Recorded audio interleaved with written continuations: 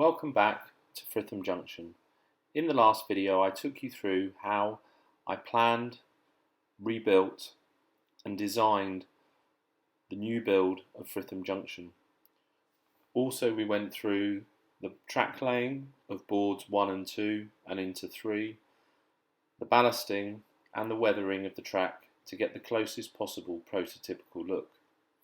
I also showed how the first board developed in terms of its scenics and how I'd got to a higher level of detail than I could have hoped for before.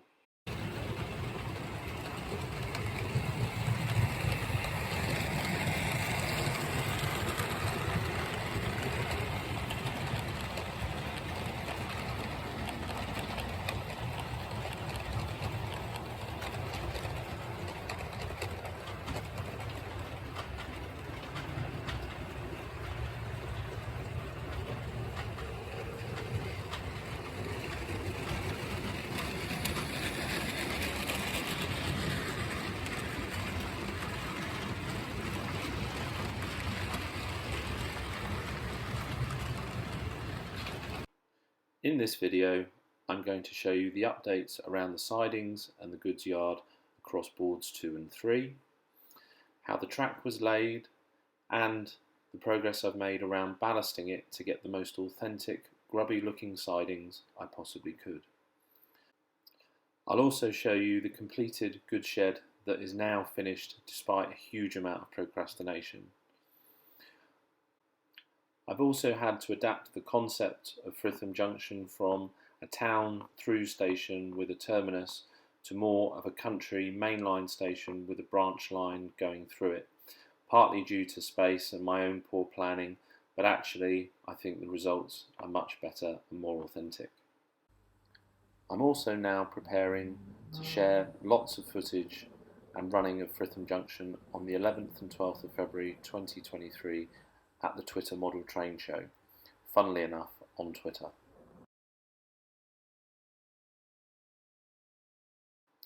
So just to recap on some of the things that I covered and my key learning as to how I'm going about building the new part of Fritham Junction.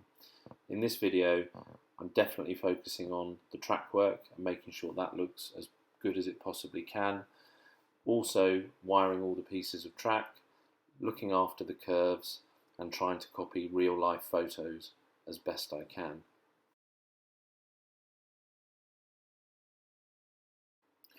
So this is how I left the track work at the end of the last video. The junction was something that I had to think about very carefully as the Pico bullhead track hadn't yet been made in curve points, and so I had to get it round the bend. Also the sidings, I really wanted it to look good. I wanted lots of track on the layout, and if it was going to have lots of track I had to make sure it looked good. So before wiring, ballasting, weathering the track, I wanted to make sure that the track plan worked, that the sidings were long enough and it made sense as a layout. Once I was happy with the track plan and comfortable that everything would work, the long and slightly arduous, tedious task of weathering and painting over 50 metres of track and a huge amount of points began. Each piece of track and every point had to have dropper wires soldered to it to make sure I had the best connection possible. I then began gluing down the track and making sure everything fitted as best it possibly could.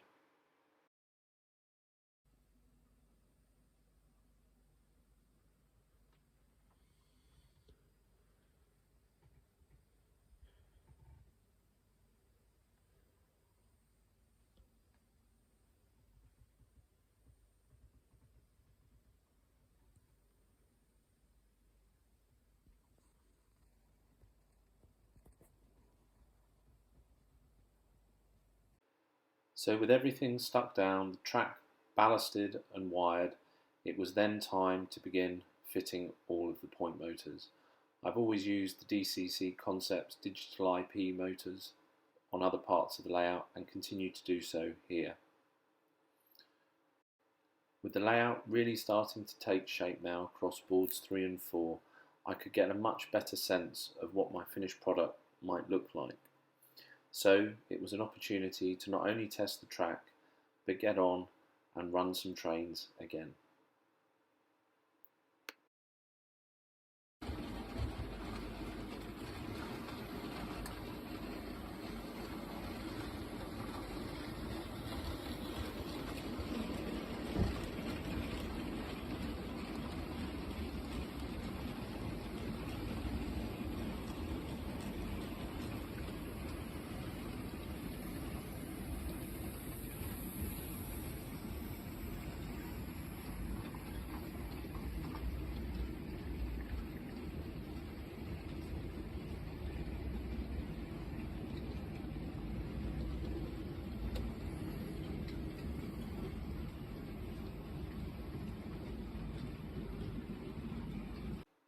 I did notice, as a number of items of rolling stock ran through the long crossing, that they didn't necessarily like it.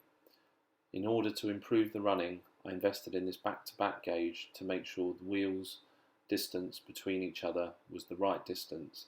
Immediately, that had a positive impact. I also installed the start of the back scene along boards 3 and 4 and covering the window. What I didn't want is any daylight coming in and starting to damage the colours on various bits of stock and the overall layout. The more time I spent thinking about the station as I ran trains, I realised that it wasn't going to work. The double track terminus and the platforms that were required were simply too narrow to make it look real or authentic. And I'd committed to making the best possible job of this layout I possibly could and didn't want any fudges. So the difficult job, mentally probably more than time, was taken to take up the track and relay it again, this time changing the concept of the mainline terminus as well as the mainline through station into more of a country branch with a mainline station going through it.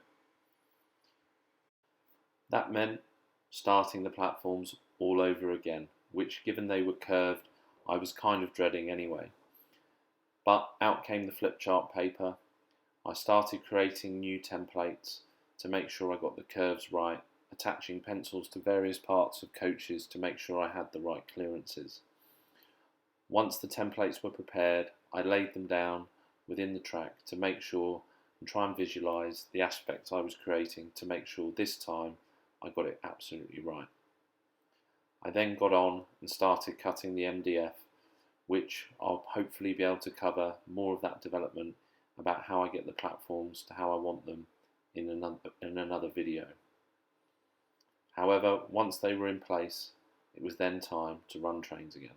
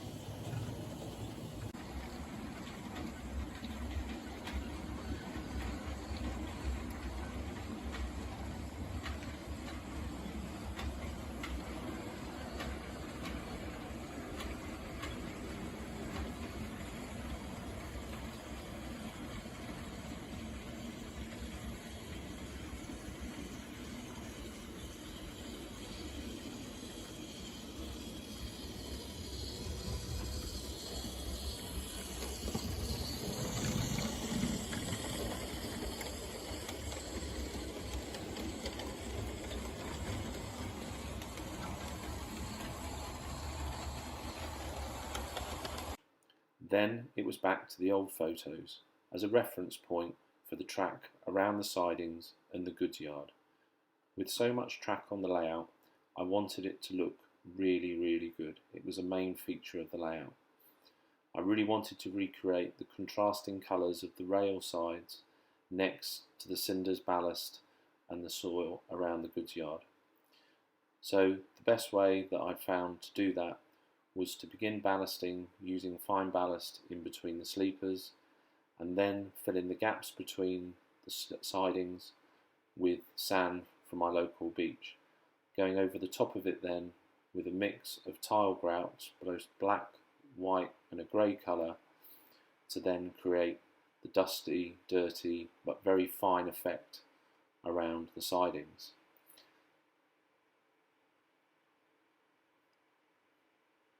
And I started to become really pleased with the results.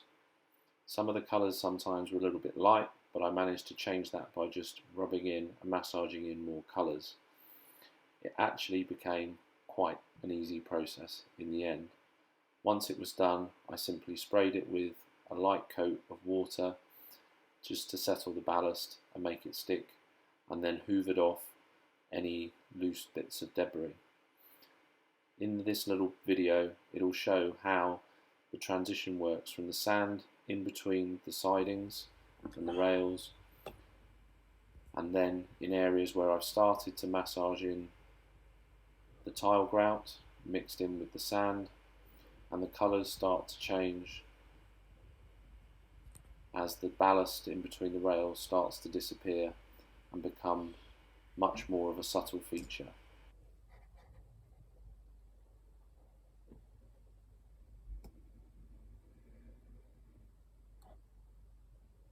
If I think back to my initial efforts and my expectations, I feel I've definitely surpassed what I thought I was capable of doing. I'm really pleased with how it looks around the goods yard. The overall effect still needs a little bit of work and tidying up, and I've got buildings and details and lots of stuff to add. However, the track work works perfectly, and for me it looks so much better.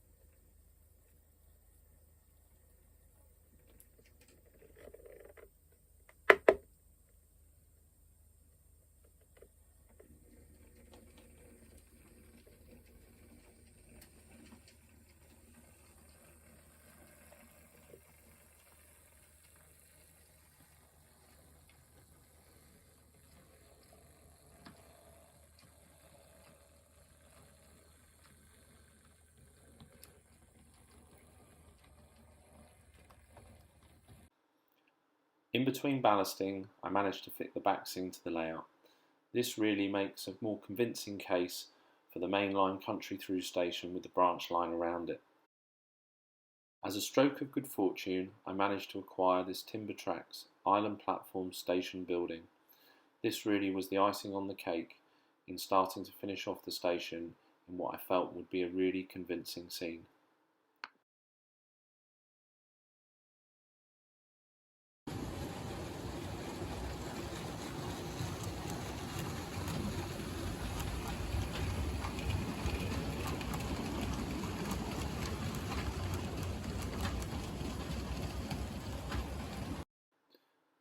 Another acquisition was this Helgen 060 saddle tank, which, given it was £50 on eBay, despite some poor reviews by various people, I really liked and is going to be very busy in my yard.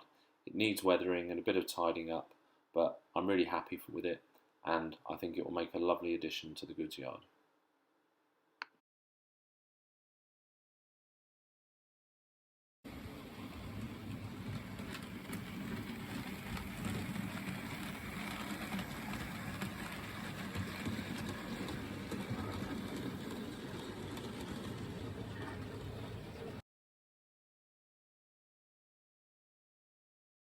And so on board 3 sat the goods shed.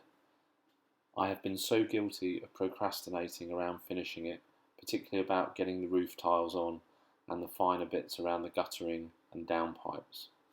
However, I finally managed to manage myself a bit better and get it all completed, and I'm so pleased I did because the results are absolutely fantastic. It still needs weathering, but both on the outside and on the inside, with the detail that I managed to add previously, I really had something I could be proud of. I did note though the crane had gone a little bit wonky, and that needed straightening up, which I did in due course.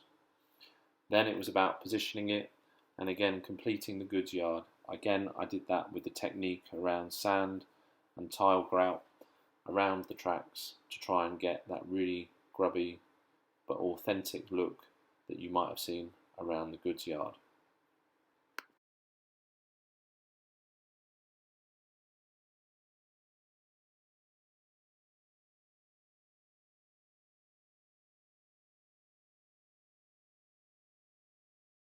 Again, I went back to the old photos, finding this photo of Tetbury goods shed to look at the orientation of the goods shed in relation to the cattle dock to try and create something that I felt was believable and could once have been on the GWR.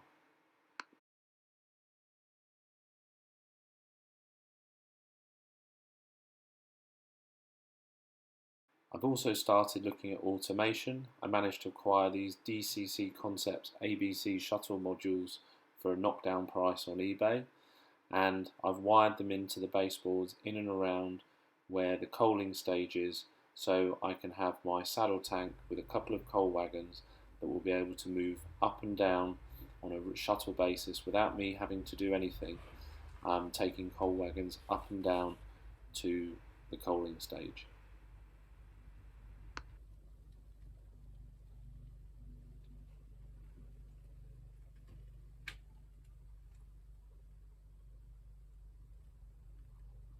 And again, using the photo of a real location as a reference point, I can start to see that I'm starting to recreate again a scene that hopefully could be believable by many.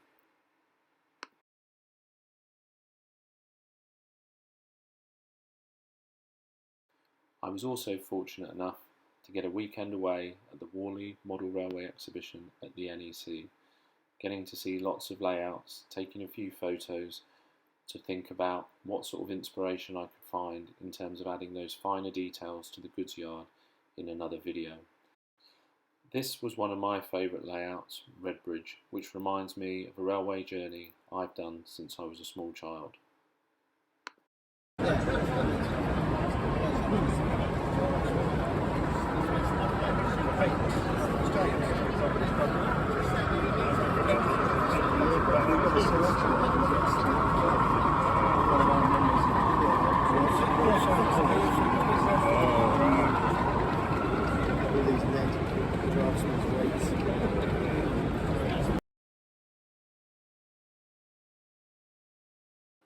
So in future works over the next few weeks and months, I need to get the platforms finished. In terms of a look that I'm going to try and recreate, here are some photos I took at Bewdley in the summer. Rather than just having a plain grey look, I'm going to try and create this brick paving look and then use some diamond platform edging which would have been authentic to the GWR around the 40s. Other jobs I'm hoping to do are the engine shed, getting the track work finished around that, including wiring up the points and doing the ballasting to try and get that real authentic engine shed feel. I've got a signal box to finish, again a victim of procrastination, and the goods yard. I really want to get the buildings in place around there, the finer detail, to really get that finished look. That will include some point levers in and around the points with the ground signals as well. I've got a lot of wiring to complete and create a mimic board for the point switches, but for now I think it's enough for wiring and jobs to do. Let's just run some trains, because ultimately that's what it's about.